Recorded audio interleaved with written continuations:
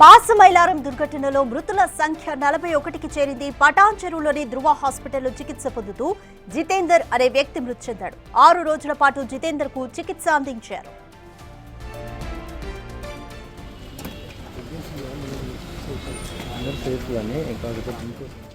సికాచి పరిశ్రమ వద్ద కార్మిక సంఘాలు ఆందోళనకు దిగాయి. పరిశ్రమ పరిశీలనకు వెళ్తున్న కార్మిక సంఘాల నాయకులను పోలీసులు అడ్డుకున్నారు. చివరకు ఒక్కో కార్మిక సంఘం నుంచి 2 మాత్రమే అనుమతించారు. ఎవరికి కార్మికుడికి జరిగే న్యాయం మీద కార్మిక సంఘాలుగా మేము గొంతు దింపుతున్నాం. 8 గంటల పనిదినం కావాలని కొట్లాడుతున్నాం. కార్మిక చట్టాలు కావాలని చెప్తున్నాం. ఈ ఫ్యాక్టరీ ఇన్స్పెక్టర్ వచ్చి ఫ్యాక్టరీ ఇన్స్పెక్టర్లో ఇన్స్పెక్షన్ చేయాలని కోరుతున్నాం.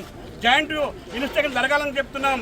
కార్మికుడు కంప్లైంట్ ఇచ్చినా కానీ చర్యలు తీసుకునేటువంటి రైట్ కార్మిక చట్టాల్లో ఉంది. కానీ ఈరోజు దాన్ని తుంగలు చెప్తున్నారు. ఈ ప్రాంతంలో ఉన్నటువంటి వలస కార్మికుల కోసం మా కార్మిక సంఘాలు కొట్లాడుతున్నాయి.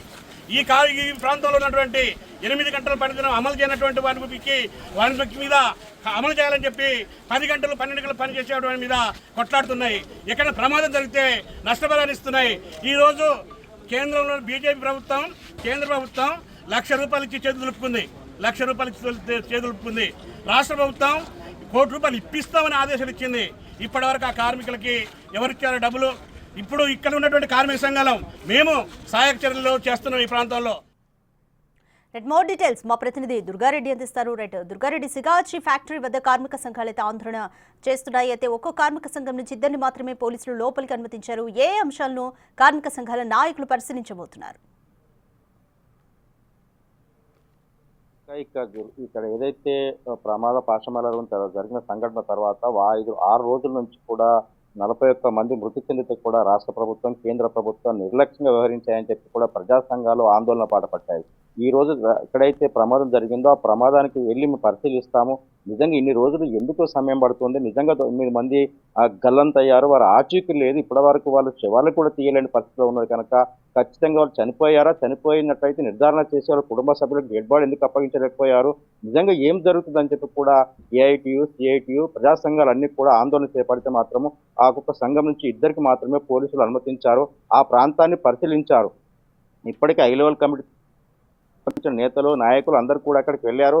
నిజంగానే అక్కడికి వెళ్ళిన తర్వాత కూడా ఇప్పటివరకు నివేదిక ఇవ్వలేకపోయారు ప్రభుత్వానికి కావచ్చు, లేకుంటే నిజంగా ప్రమాదం ఎలా జరిగింది, ఎంతమంది చనిపోయారు, ఎంతమంది గల్లంతయ్యారని కూడా పూర్తిగా వివరాలు అందించలేని సమయంలో అందించలేని పరిస్థితిలో పరిశ్రమ యజమాని వ్యవహరిస్తుంది. ఇది కరెక్ట్ కాదని చెప్పి కూడా ప్రజా సంఘాలు ఆందోళన చేస్తున్నాయి. నిజంగానే ప్రతి కార్మికులు కూడా అండగా ఉంటాము. రాష్ట్ర ప్రభుత్వం ప్రకటించిన ₹1,00,00,000 కేంద్ర ప్రభుత్వం ఇచ్చే ₹1,00,000 ఇస్తామని చెప్పాయి తప్ప ఇప్పటివరకు అందించలేదు. నిజంగా ఏ రాష్ట్ర కార్మికునికి ఆ రాష్ట్ర ప్రభుత్వం కూడా 10 లక్షలు ఇస్తామని అక్కడ ప్రభుత్వం ప్రమాదం జరిగిన తర్వాత ఆ ప్రకటించింది. వారి కుటుంబ సభ్యులకు ఎవరికి ఇచ్చారు, ఎక్కడిచ్చారు, ఎప్పుడు ఇచ్చారని చెప్పి కూడా ప్రధానంగా ప్రజా సంఘాలకు కూడా ఆందోళన పట్టిన విషయం అయితే మనకు తెలిసింది. రాధిక, ఇప్పుడు మనం చూస్తే ఇక్కడ నిజంగా ఎన్డీఆర్ఎఫ్ బృందాలతో పాటు మిగతా లోకల్ సంబంధించిన జిల్లా కలెక్టర్, జిల్లా ఎస్పీ కూడా వీళ్ళంతా కూడా రివ్యూ మానిటరింగ్ చేస్తున్నారు.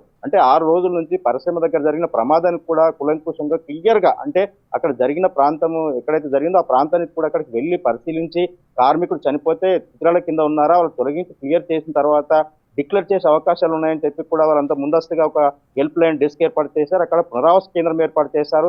ఇతర ప్రాంతాల నుంచి వచ్చిన కార్మికుల కుటుంబాలు కూడా అక్కడ నివాసంలో అంటున్నారు.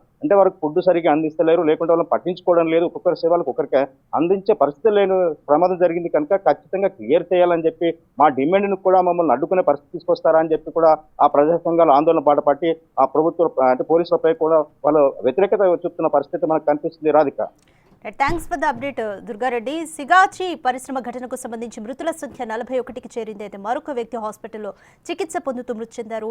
మరోవైపు కార్మిక సంఘాలు కూడా పరిశ్రమ ఎదుట ఆందోళనకు దిగాయి. మొదట వారిని పోలీసులు అడ్డుకున్నారు. తర్వాత ఒక్కో సంఘం నుంచి 2 నాయకుల్ని మాత్రం లోపలికి అనుమతించారు.